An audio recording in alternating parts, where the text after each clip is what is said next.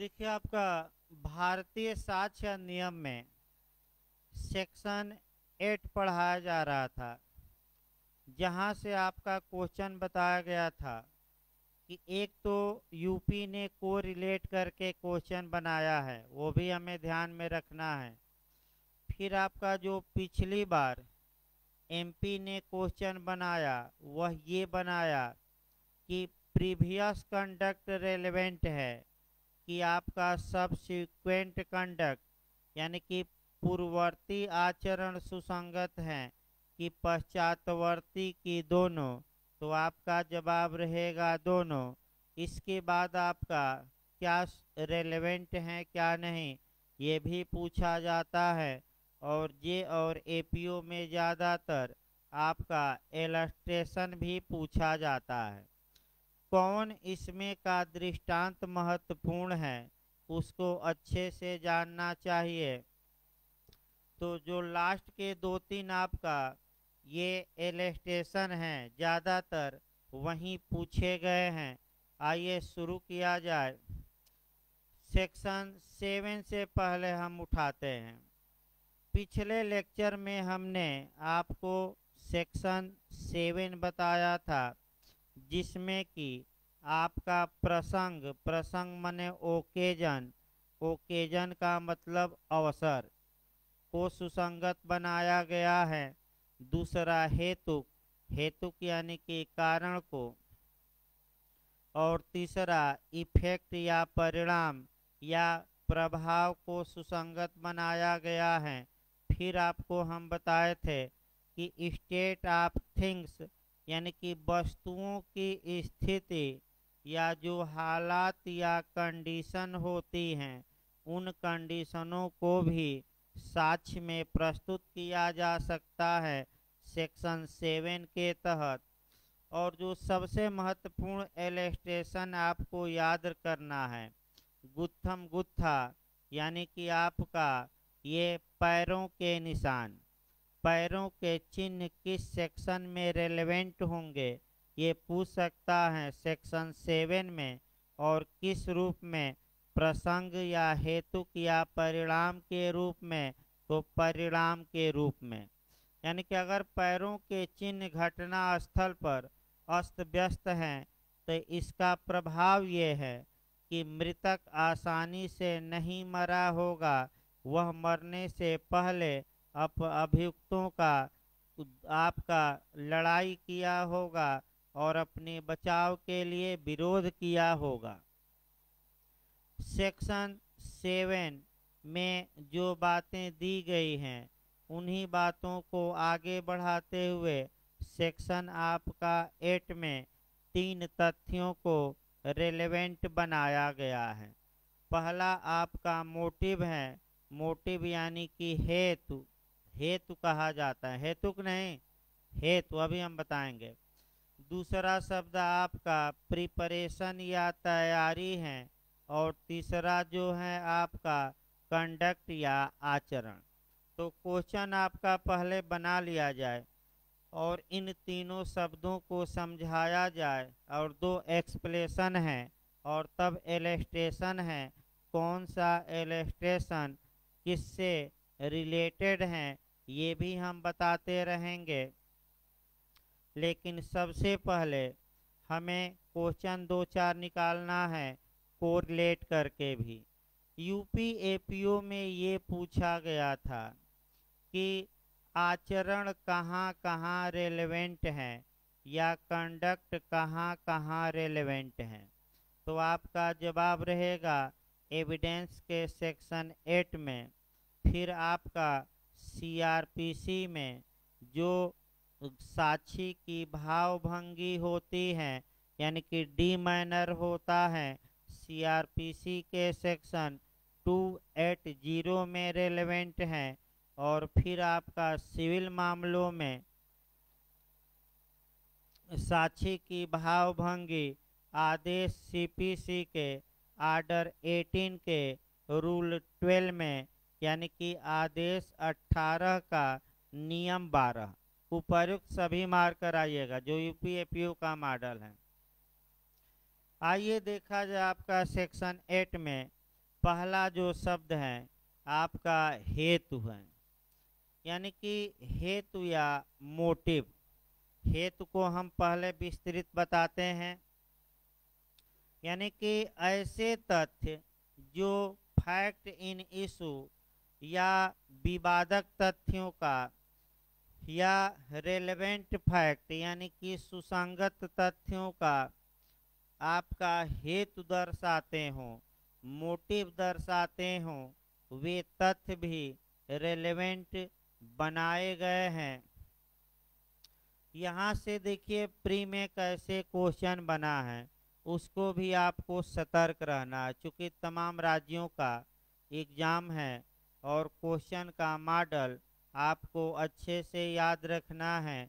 UP में ही ये model बना है, सेक्शन 14 से लेकर बना है कि धारा 14 में या सेक्शन 14 में मन की दशा यानी कि स्टेट ऑफ माइंड में कौन रेलेवेंट नहीं है। उसमें जो क्वेश्चन का आंसर दिया है आशय, तो आशय है ही। इंटेंशन दूसरा दिया है नॉलेज, तो नॉलेज 14 में है ही। तीसरा उपेक्षा, नेग्लिजेंस उपेक्षा भी है। चौथा ऑप्शन दे देगा हेतु या मोटिव, मोटिव नहीं है 14 में, तो मोटिव कहाँ रेलेवेंट है, तो आपका जवाब रहेगा सेक्शन 8 में। अब देखिए जहाँ तक मोटिव की बात है, मोटिव या हेतु शब्द को एविडेंस एक्ट में डिफाइन या परिभाषित नहीं किया गया है। तो मोटिव का शाब्दिक अर्थ होता है ध्येय, ध्येय कहा जाता है, या अंतिम लक्ष्य या दूरवर्ती कारण या अंतिम उद्देश्य, यानी कि अंतिम उद्देश्य, अर्थात कौन सी ऐसी चीज है या कौन सी ऐसी बात है जो किसी व्यक्ति को किसी कार्य को करने के लिए उत्प्रेरित करती है, उकसाती है, यानी कि बार बार वह बात उसको चुभती रहती है और उस बात से वह उत्प्रेरित होकर किसी घटना को कारित करता है। कौन सी बात है भाई? इसका अच्छा उदाहरण यूपी जे में ही मिलता है, पेपर में भी आपका आया था। तब एक दो और अच्छा उदाहरण बताया जाए। देखिए हेतु समझिए पहले, यानी कि हेतु का मतलब कि वह बात या वह घटना या वह तथ्य जो किसी व्यक्ति को किसी कार्य को करने के लिए उत्प्रेरित करता हो, यानी कि उसे उकसा देता हो, व्यक्ति विवश हो जाता है उस कार्य को करने के लिए, उसी को हेतु कहते हैं। हेतु फिजिकल फैक्ट नहीं है बल्कि मेंटल फैक्ट है, यानी कि कौन सी बात किसी व्यक्ति को बार बार अंदर अंदर आपका उकसा रही है, ये देखा नहीं जा सकता, इसका केवल भान किया जा सकता है, आचरण के आधार पर अनुमान ही लगाया जा सकता है। अतः हेतु का प्रत्यक्ष साक्ष्य मिलना मुश्किल है, यानी कि डायरेक्ट एविडेंस मिलना मुश्किल होता है। तो हेतु को या मोटिव को कैसे प्रूफ किया जाता है, तो परिस्थिति जन साक्ष्य द्वारा या आपका सरकमस्टेंशियल एविडेंस द्वारा, ये भी पूछ सकता हो सकता है। आइए हेतु का एक उदाहरण देखा जाए। दो उदाहरण मैं बता रहा हूँ, इन उदाहरणों को थोड़ा पकड़ने का प्रयास करिए। इंटरव्यू में भी एक उदाहरण पूछा गया है।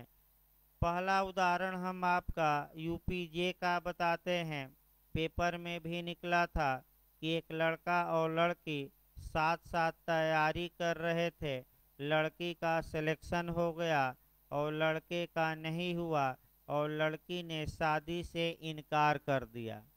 ज़्यादातर लड़के करते हैं, लेकिन इस उदाहरण में कौन कर दी? लड़की।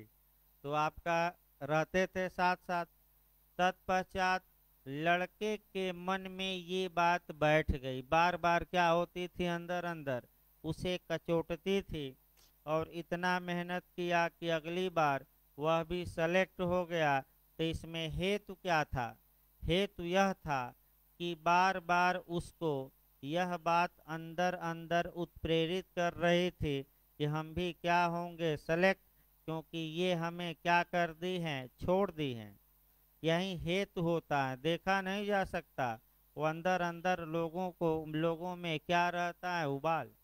दूसरा उदाहरण, सबसे अच्छा उदाहरण जो आपका इंटरव्यू में भी मोटिव पर पूछा गया है, उसको मैं बता रहा हूँ, इसको अच्छे से तैयार करके जाइए। 5 व्यक्तियों का कुनबा है, कुनबा माने फैमिली या परिवार, कुनबा है। इसमें ए पति हैं, बी पत्नी है, और सी, डी तथा ई इनके बच्चे हैं। यानी कि 5 लोगों का परिवार एक है, और ये परिवार 5 दिन से भूखा है। तत्पश्चात ए जाता है और एक दुकान से एक ब्रेड उठाता है, और उसका इरादा ये है कि हम इस ब्रेड का पैसा नहीं देंगे। अब यहीं इसमें पूछा जाता है, 3 शब्द इसी में समाहित हैं इस उदाहरण में। पहला ये पूछा जाता है कि इसमें इंटेंशन क्या है, आशय। दूसरा इसमें पूछा जाता है हेतु यानी कि रीजन, यानी कि काज, यानी कि कारण। और तीसरा पूछा जाता है हेतु या ध्येय या अंतिम लक्ष्य क्या है, या क्यों ऐसा किया, दूरवर्ती कारण। सेक्शन याद रखिएगा, आशय को रेलेवेंट बनाया गया है सेक्शन 14 में, हेतु को बनाया गया है सेक्शन 7 में, और हेतु को कहाँ बनाया गया है, पढ़ा ही जा रहा है, किस सेक्शन में, एविडेंस के 8 में। अब देखिए, जो तात्कालिक इरादा रहता है उसको हम इंटेंशन कहते हैं। तात्कालिक इरादा इस उदाहरण में क्या है, ये है कि वह ब्रेड उठाया है और उसका इरादा है कि वह ब्रेड का पैसा नहीं देगा, अतः शुद्ध रूप से ए ने थेफ्ट किया, चोरी का अपराध किया, इसमें कोई शक नहीं है, ब्रेड की चोरी की। हेतु यानी कि कारण क्या है, आखिर चोरी क्यों किया, तो चोरी इसलिए किया कि उसका परिवार 5 दिनों से क्या था, भूखा। और कौन सी बात उसे उत्प्रेरित कर रहे थे कि चलो चोरी करके ही सही अपने परिवार का पेट पाला जाए, वह कौन सी बात थी जो बार बार उसे अंदर अंदर उत्प्रेरित कर रही थी? तो वह बात ये थी कि वह अपने को कोस रहा था कि मैंने बच्चों का बाप होकर और पति होकर भी अपने कुनबे का भरण पोषण नहीं कर रहा हूँ, लानत है मुझ पर। तो जो ये बात उसको बार बार अंदर अंदर क्या कर रहे थे, खाए जा रहे थे, इसी को मोटिव कहा जाता है। अगला ये भाई आपका देखा जाए, यानी कि मोटिव का मतलब ये हुआ कि मन की वह भावना जो किसी व्यक्ति को किसी कार्य को करने के लिए प्रेरित करती है। अब आगे बढ़ा जाए। मोटिव अपराध का आवश्यक तत्व नहीं है, अर्थात इसका मतलब ये हुआ कि मोटिव ऑफेंस का एसेंशियल एलिमेंट नहीं है। अपराध के पूर्व इसका कोई महत्व नहीं है। अब अपराध के तत्व क्या हैं? तो अपराध के 4 तत्व होते हैं। पहला मानव हो, दूसरा मानव द्वारा कोई एक्ट या ओमिशन यानी कि कोई कार्य या लोप किया गया हो, तीसरा दुराशय का होना, और चौथा क्षति का होना। कहीं भी इस आवश्यक तत्व में अपराध के हेतु या मोटिव का उल्लेख नहीं है। तो अगर पूछ ले कि क्या हेतु अपराध का आवश्यक तत्व है, तो आपका जवाब रहेगा नहीं। अपराध का आवश्यक तत्व न होते हुए भी मोटिव को रेलेवेंट बनाया गया है। क्यों? क्योंकि मोटिव से अंतिम लक्ष्य पता चलता है कि इसका मोटिव क्यों था, यानी कि मोटिव के आधार पर व्यक्ति और कार्य को जोड़ने में आसानी होती है। आगे देखिए, जहां तक मोटिव की बात है, आपका केहर सिंह बनाम दिल्ली प्रशासन का केस इस पर अति महत्वपूर्ण है। केहर सिंह वर्सेज दिल्ली प्रशासन, देखिए इसी में काफी बताया गया। इसका उपनाम है इंदिरा गांधी मर्डर केस। फिर एक बार हम केस बता दें, केहर सिंह वर्सेज दिल्ली प्रशासन, इसका उपनाम है यानी कि सरनेम है आपका इंदिरा गांधी मर्डर केस। आप लोग जानते हैं कि इंदिरा गांधी का मर्डर उनके बॉडीगार्ड ने ही कर दी। अब ये है कि क्योंकि इंदिरा गांधी ने सिखों के पवित्र मंदिर स्वर्ण मंदिर में सेना भेजी थी, ये रीजन रहा। इसके बाद आपका इस केस में जो षड्यंत्रकारी केहर सिंह था, उस पर इल्जाम लगाया गया कि षड्यंत्र रचा इत्यादि। अब अभियोजन ने इसका मोटिव साबित किया और मोटिव ये बताया कि चूंकि इंदिरा गांधी ने स्वर्ण मंदिर में सेना भेजी थी और यह बात केहर सिंह को बार बार उत्प्रेरित कर रही थी अंदर अंदर कई सालों से कि इसका बदला हम लेकर रहेंगे, और बदला ले ही लिया। तो हेतु क्या था? तो हेतु ये था कि बार बार यह बात उसको उत्प्रेरित कर रही थी कि इंदिरा गांधी ने हमारे पवित्र मंदिर में सेना भेजी। हेतु अपराध का आवश्यक तत्व नहीं है। अपराध करने के पूर्व इसका कोई महत्व नहीं है। अगर हेतु नहीं भी रहता है तो कोई खास असर नहीं पड़ता है। अगर हेतु दो प्रकार का हो सकता है, या तो बुरा या अच्छा। अगर बुरा है तो ऐसी दशा में दंड की मात्रा में कमी की मांग नहीं की जाएगी। लेकिन अगर दूरवर्ती उद्देश्य अच्छा अभियुक्त का था तो जब सजा तो उसे मिलेगी, चाहे आप गलत कार्य किए हैं, भले आपका हेतु क्या हो अच्छा। लेकिन अच्छे हेतु में एक काम हो सकता है, और वह काम ये हो सकता है कि जो दंड पर जब दोष सिद्धि के बाद, कन्विक्शन के बाद जब दंड के प्रश्न पर बहस होगी, उस समय अभियुक्त ये मांग कर सकता है कि मेरा मोटिव अच्छा था, भले हमने अपराध किया, अतः हमें कम सजा न्यायालय दे। इस पर एक उदाहरण देना है। अच्छा मोटिव, मान लीजिए कोई इलाका है, लोग भूखमरी के शिकार हैं, भूखों मर रहे हैं।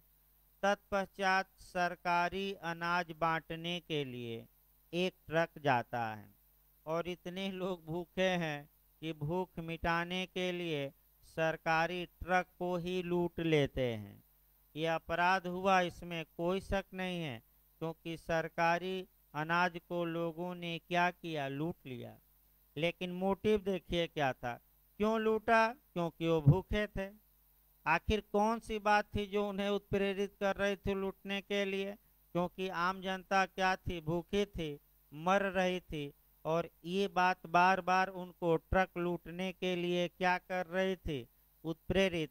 यानी कि इसलिए ट्रक लूटे कि आम जनता को जल्दी अन्न दे दिया जाए, आम जनता भोजन करे और लोगों को मरने से बचाया जाए। तो आप कहेंगे कि हेतु तो अच्छा था, लेकिन बेचारा अपराध किया है। तो ऐसी दशा में जो दंड की मात्रा होती है थोड़ा क्या हो जाती है। मैंने न्यायालय का विवेकाधिकार है, न्यायालय दंड की मात्रा को क्या कर सकता है? कम कर सकता है। दूसरा हम केस देखते हैं, आर वर्सेज पामर का केस। आर वर्सेज पामर का इंग्लैंड का ये केस है। इसमें जस्टिस कैंपबेल थे। फिर एक बार याद रखिए, आर वर्सेज पामर का केस है। इसमें जस्टिस कैंपबेल थे। इस केस में क्या होता है, देखिए, एक दोस्त पर आरोप है कि उसने अपने दूसरे दोस्त की हत्या की। अब एविडेंस में ये दिखाया जाता है कि हजूर जिस व्यक्ति की हत्या हुई है उस व्यक्ति से यह व्यक्ति पैसा उधार लिया था और मृतक अपना पैसा बार बार मांग रहा था। तो हेतु क्या था, न बांस रहेगी न बांसुरी बजेगी, यानी कि न मित्र रहेगा और न आपका पैसा मांगेगा। तो इस हेतु के लिए इसने अपने मित्र की ही क्या कर दी, हत्या कर दी, यानी कि मित्र मित्र ना रहा। आपका तमाम देख सकते हैं ये कहानियाँ दिल्ली में और तमाम शहरों में इस समय चल रही हैं। देखिए, मित्र मित्र ना रहा, इस पर एक उदाहरण अलग से मैं दे रहा हूँ। आपका तमाम बड़े बड़े शहरों में आप देखेंगे कि लड़के और लड़कियां मित्रता करते हैं।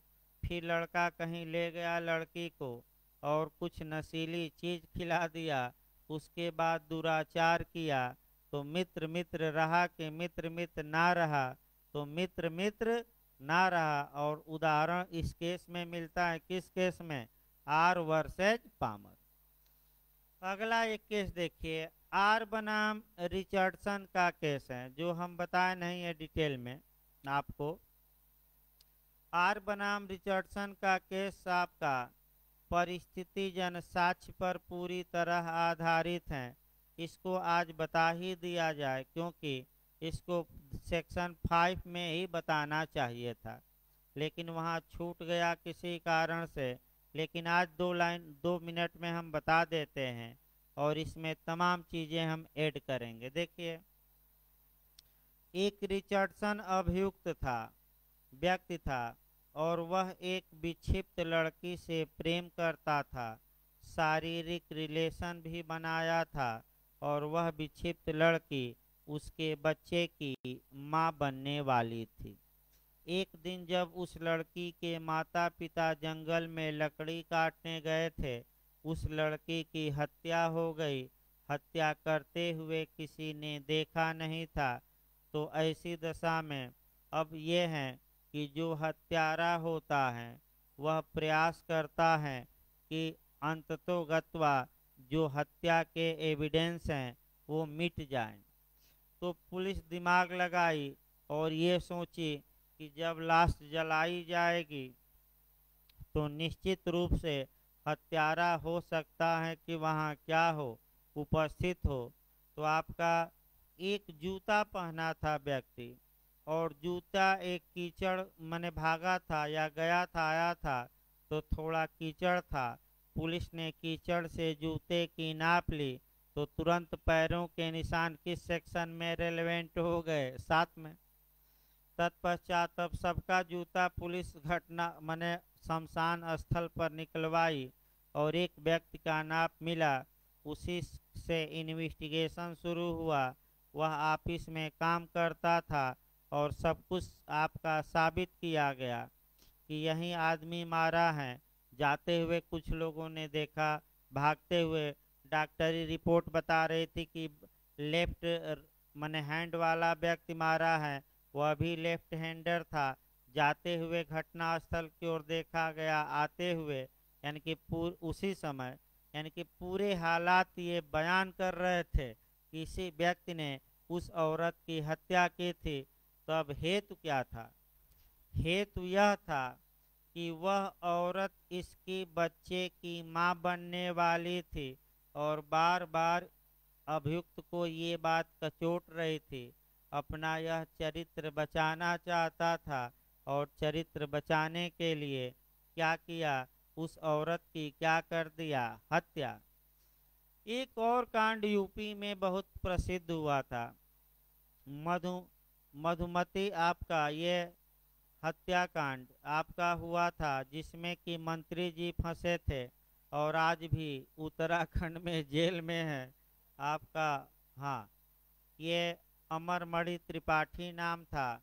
और उन्होंने भी हेतु इसमें भी था कि वह जो औरत थी, यानी कि कवित्री थी, वह उनके बच्चे की माँ बनने वाली थी। और न बांस रहेगी न बांसुरी बजेगी, तो बच्चा ही नहीं उसको भी क्या किए, मरवा दिए। तो इसी को कहा जाता है बाप नंबरी तो बेटा 10 नंबरी। यानी कि उन्होंने अपनी प्रेमिका को मरवा दिया तो बेटा 10 कदम आगे निकला और अपनी पत्नी को ही मार डाला और दिखा दिया कि खाई में गिर गई कार, मर गई। और आज भी सीबीआई जांच चल रही है, पता ना कब तक चलेगी। आगे देखा जाए आपका, लास्ट में देखा जाए हेतु का बहुत उदाहरण हुआ।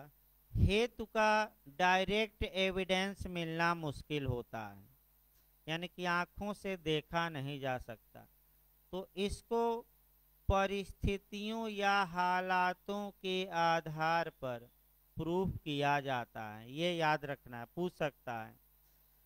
हेतु को लेकर जो इलस्ट्रेशन है वह आपका 2 इलस्ट्रेशन बने हैं। सेक्शन 8 के 2 उदाहरण हेतु पर हैं, आपका पहला और दूसरा। तुरंत अब यहीं पढ़ लेना है। देखिए आपका 2 उदाहरण। पहला उदाहरण है, ख की हत्या के लिए क का विचारण किया जाता है। यानी कि ए पर आरोप है कि उसने बी की हत्या की।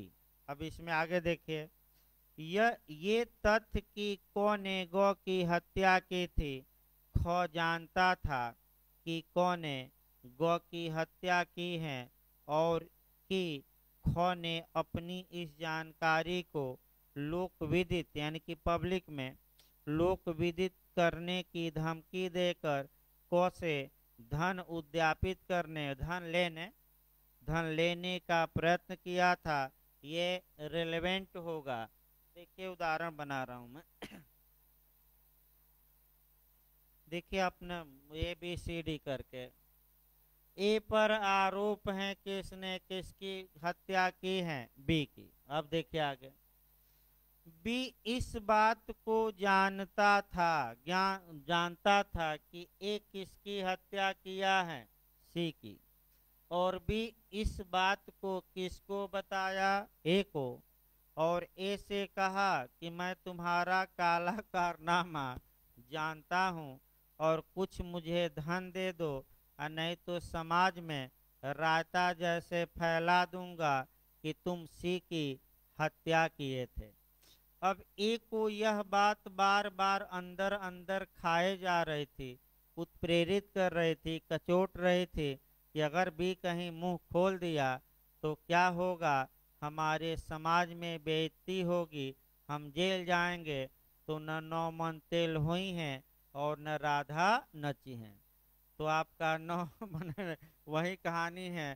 तो क्यों न बी को रास्ते से क्या किया जाए, हटा दिया जाए। तो हेतु क्या था, हेतु ये था इसमें मोटिव ए का कि ए को यह बात बार बार कचोट रही थी कि बी इस बात को जानता है, कहीं पब्लिक में क्या न कर दे, ओपन।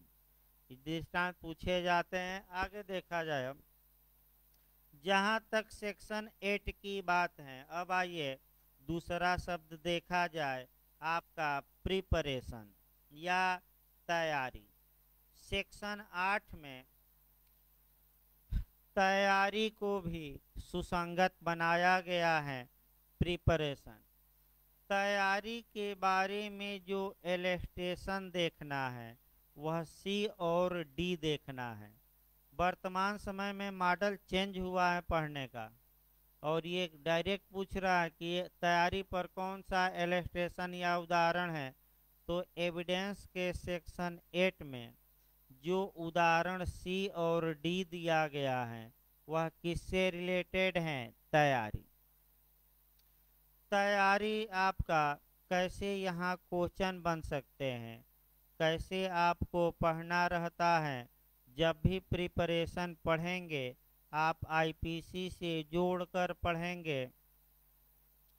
देखिए, जिस प्रकार हेतु परिभाषित नहीं था, उसी प्रकार एविडेंस एक्ट विवादक तथ्य या सुसंगत तथ्य की तैयारी या प्रिपरेशन दर्शाने वाले तथ्यों को रेलेवेंट मानता है, लेकिन कहीं तैयारी शब्द को, प्रिपरेशन को एविडेंस में डिफाइन नहीं किया गया है। तो आखिर प्रिपरेशन होता क्या है? पहला क्वेश्चन। दूसरा, जो तैयारी है, ये घटना के पूर्व की तैयारी सुसंगत है कि घटना की बाद की? ये क्वेश्चन आपका बन सकता है नया, अभी बना नहीं है। और तैयारी क्या केवल तैयारी दंडनीय है कि नहीं, एक एक बिंदुओं पर क्रम से हम पढ़ाते हैं। देखिए, सबसे पहले आपको आईपीसी में जाना पड़ेगा। देखिए, उसको डिटेल में हम देखते हैं। जो स्टेज ऑफ ऑफेंस यानी कि अपराध के प्रक्रम या सीढ़ी या चरण, ये अपराध के 4 चरण होते हैं। पहला, इंटेंशन या आशय, यानी कि सबसे पहले किसी व्यक्ति के मन में क्या आता है? आशय आता है। अब ये है कि आशय तो जाना नहीं जा सकता कि क्या उसके मन में चल रहा है, अतः आशय कभी भी दंडनीय नहीं है, केवल आशय दंडनीय नहीं। आशय की पूर्ति के लिए व्यक्ति साधन एकत्रित करता है, और साधनों को एकत्रित किया जाना ही हम क्या कहते हैं? तैयारी।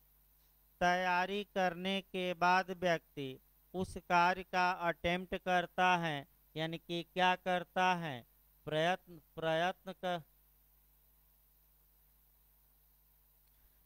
करता है, अटेम्प्ट प्रयास। और जब प्रयास सफल हो गया तो कार्य की क्या हो जाती है? पूर्णता। एक उदाहरण पहले आसान देखिए, तब आपका प्रिपरेशन पर आगे बढ़ा जाए।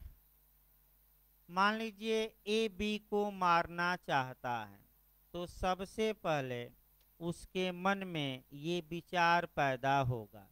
अब विचार पैदा हुआ कि नहीं हुआ, ये जानना असंभव है, तो केवल विचार आ जाने से किसी व्यक्ति को सजा नहीं दी जाती। दूसरा देखिए, अब वो तैयारी करने लगा। तैयारी का मतलब, अगर जहर से मारना है तो जाकर मार्केट से क्या खरीद लाया? जहर।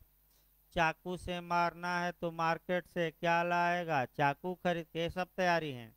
अगर बंदूक से मारना है तो लाइसेंसी क्या लाएगा? या अवैध बंदूक लाएगा।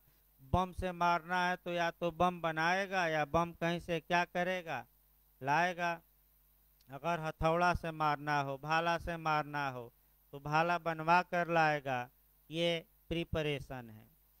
तैयारी सामान्यतः, केवल तैयारी करना सामान्यतः दंडनीय नहीं है, यानी कि केवल साधनों को एकत्र करना ये अपराध नहीं माना गया है। क्यों? क्योंकि तैयारी करने के पश्चात भी व्यक्ति के पास ये मौका होता है कि वह अपना इरादा, विचार या आशय बदल ले। अब बदल दीजिए आशय, यानी कि अभी भी मौका है कि वह अपने पैर को क्या खींच सकता है? पीछे। अब 3-4 देखिए कैसे पैर खींचेगा। ए बी को मारने के लिए जहर लाता है। बी जाकर पुलिस में शिकायत करता है। पुलिस ए को पकड़ती है।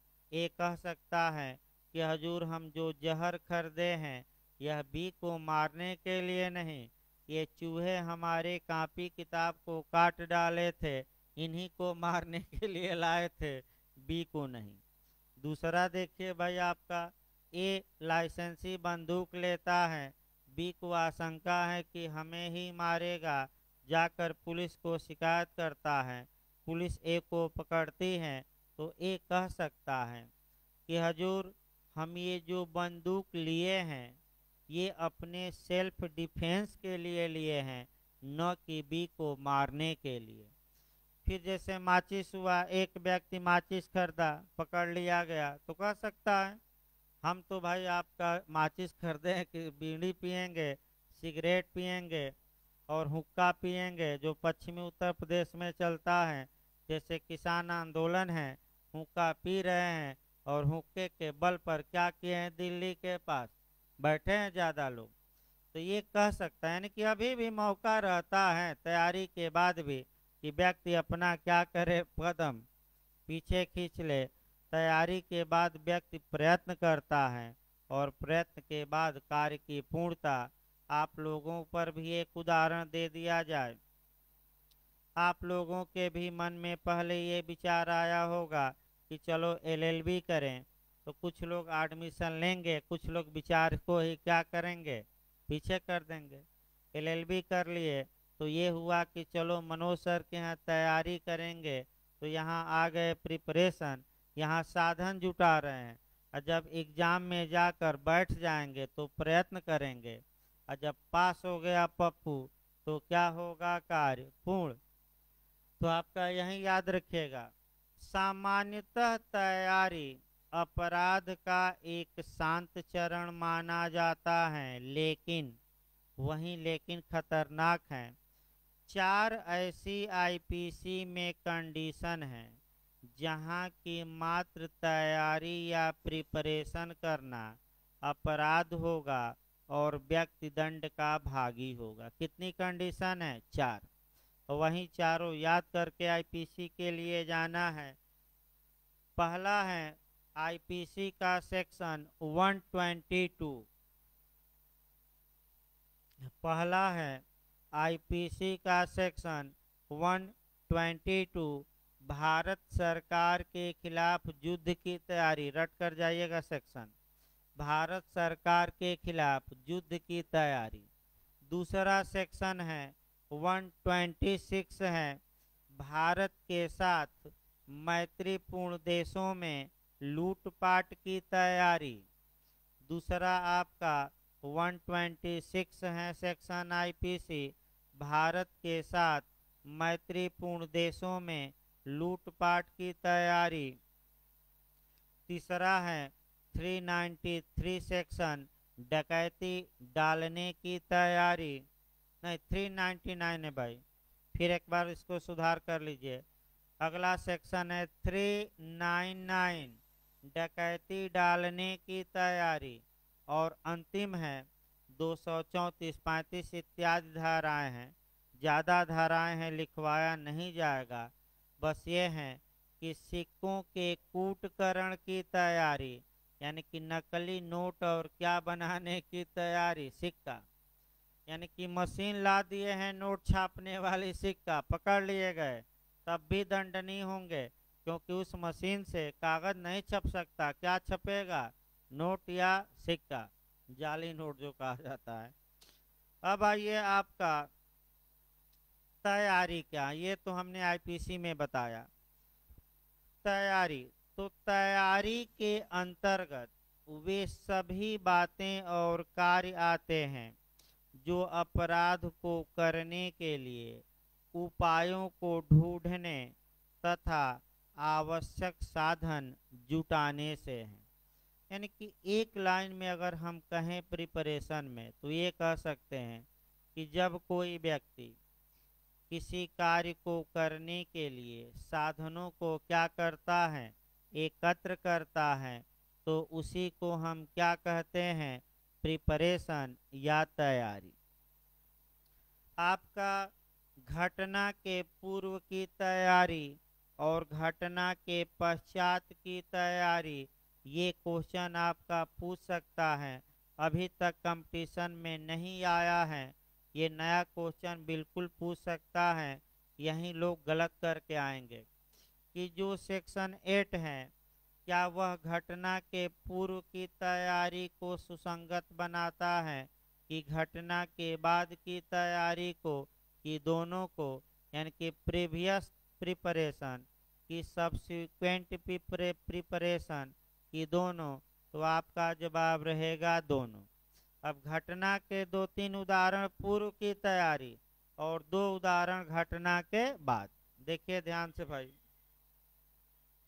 एक एक दो दो उदाहरण बता दिया जाए।